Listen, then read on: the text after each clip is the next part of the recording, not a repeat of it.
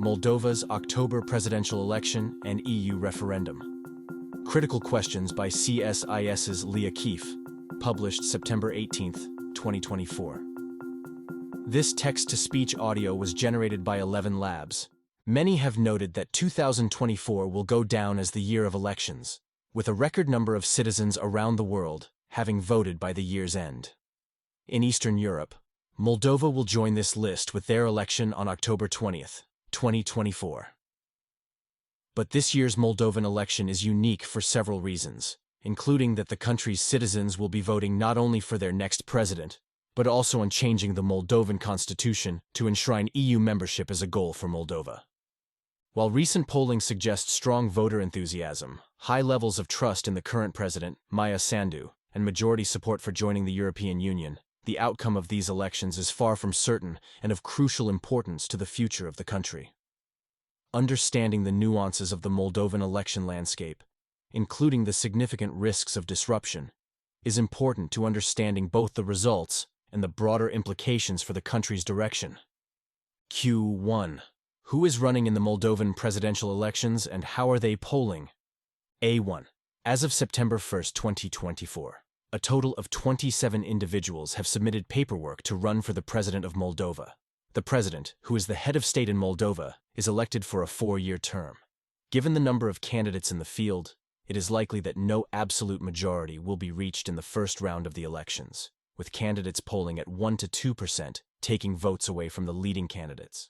This will likely result in a runoff between leading candidates, which would occur 2 weeks later, on November 3rd. President Sandu, who is representing the Party of Action and Solidarity, PAS, is polling the highest of all candidates, with more than 30% of the vote. Former President Igor Dodon, who was representing the Socialist Party, was previously polling the second highest, with around 20% of the vote. Of note, Transnistria and members of the Moldovan diaspora are not included in either of these polls. The importance of these groups in the context of the election is discussed in the last question. Recently, however, Dodon announced that he would not be seeking election, and instead backed the former Prosecutor General Alexandru Stoianoglu. Stoianoglu was appointed by Dodon and removed by Sandu over allegations of having accepted a bribe for dropping charges against a Moldovan oligarch. The former Prosecutor General is currently on trial for corruption. It is notable that Stoianoglu, as the leading socialist candidate, has said he will support EU integration.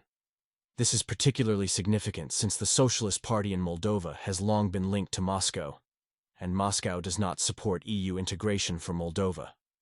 Perhaps this represents Moscow's attempt to diversify its candidates in Moldova by having a centrist in the mix. During the last presidential election, PAS and the Socialist Party eventually took, between the two of them, 80% of the vote. There is also a likely voting bloc being organized by fugitive oligarch Ilan Shor, who has been convicted by the Moldovan government for his role in the theft of $1 billion from Moldovan banks. Given the violations of some of the parties Shor has supported, it is unlikely these parties will appear on October's ballot. Q2. What is the controversy surrounding political parties and candidates in the October elections? A2. The Central Electoral Commission, CEC, of Moldova, is a national government body tasked with overseeing the electoral process.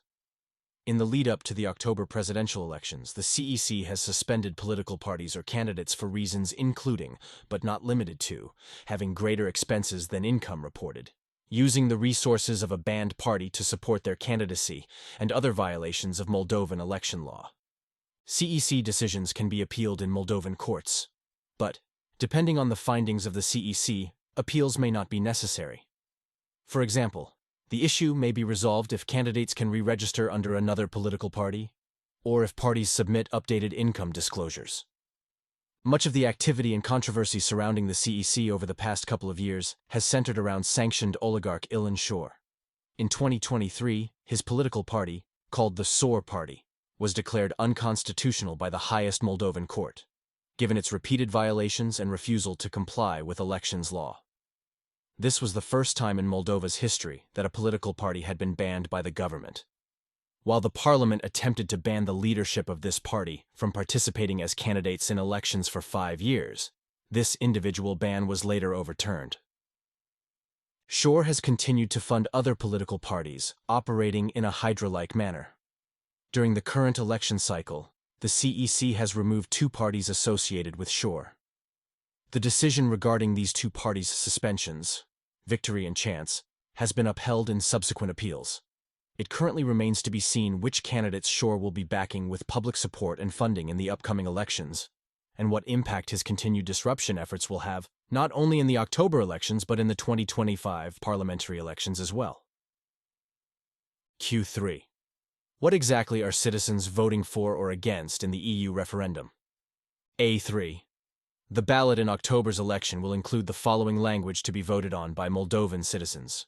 Do you support Moldova's accession to the European Union? This language, which is referred to publicly as the EU referendum, is in support of a bill that would add the following language to the Moldovan constitution: reconfirming the European identity of the people of the Republic of Moldova and the irreversibility of the European course, declaring integration into the European Union as a strategic objective of the Republic of Moldova. If the phrase above passes the popular vote, the bill as a whole will take effect. The inclusion of this referendum on the ballot alongside the presidential decision was controversial, as was the specific language that will be seen on the ballot. This change occurred quickly at the end of last year, leading to accusations against the party in power. P.S. Of note, a 2010 referendum in Moldova failed because of a lack of voter participation. After this, there were other attempts to link referendums to national elections prior to the most recent code change. The controversy and accusations generally centered around the change allegedly occurring improperly, and for politically motivated reasons. For example, to use the popularity of EU accession in Moldova to bolster PAS's own support.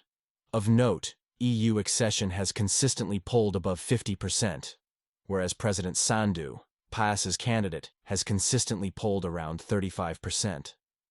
Opposition parties have stated that they oppose the referendum, but do not necessarily oppose Moldova joining the European Union, although some also oppose the EU referendum.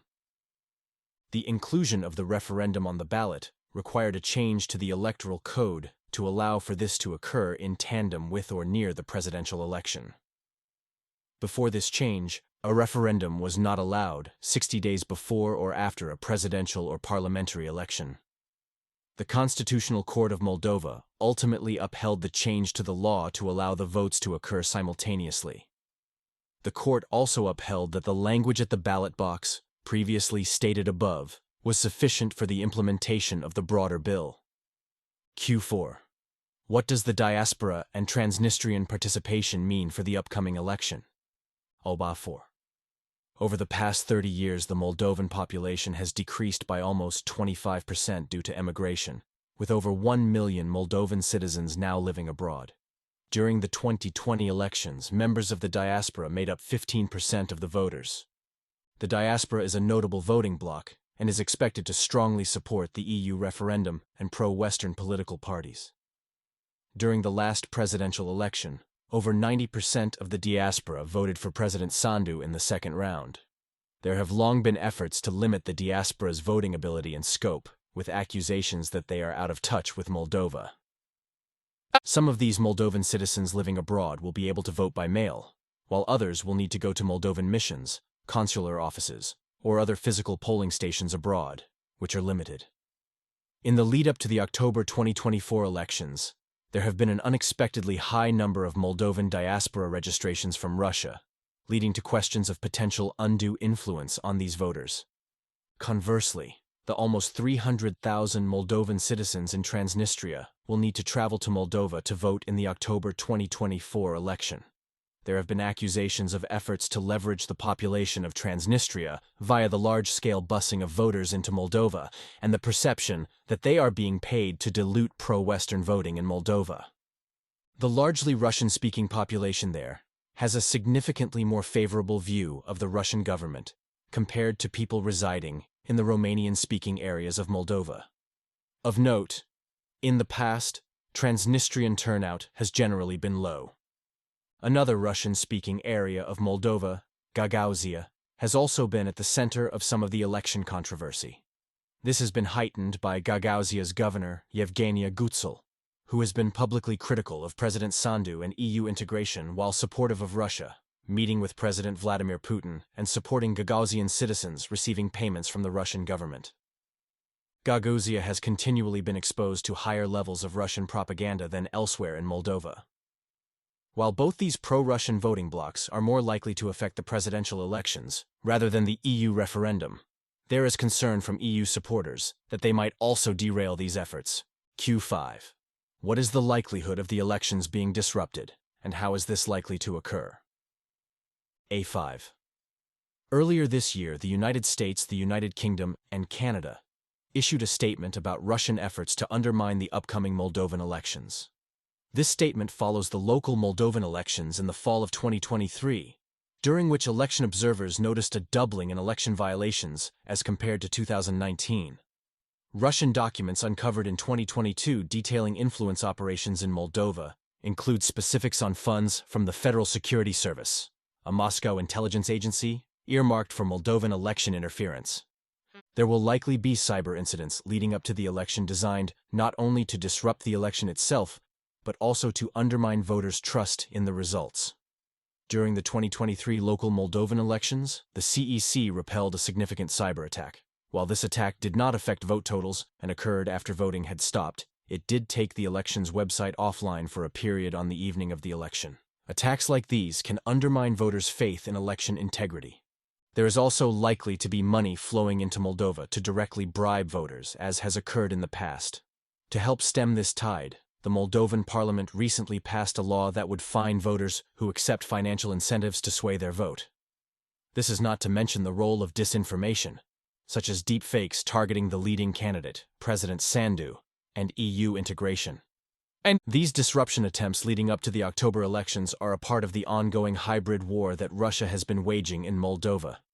It is in Moscow's interest to undermine faith in Moldova's democratic process and disrupt its pathway toward EU integration. Regardless of the results of the October elections, it is likely that this disruption will continue into the parliamentary elections and beyond. Q6. What role does online disinformation play in the Moldovan elections, and what is being done to combat it? A6. In 2023, it was estimated that Russia spent $50 million on its hybrid war in Moldova, including on efforts related to disinformation. This number is expected to rise to $100 million in 2024.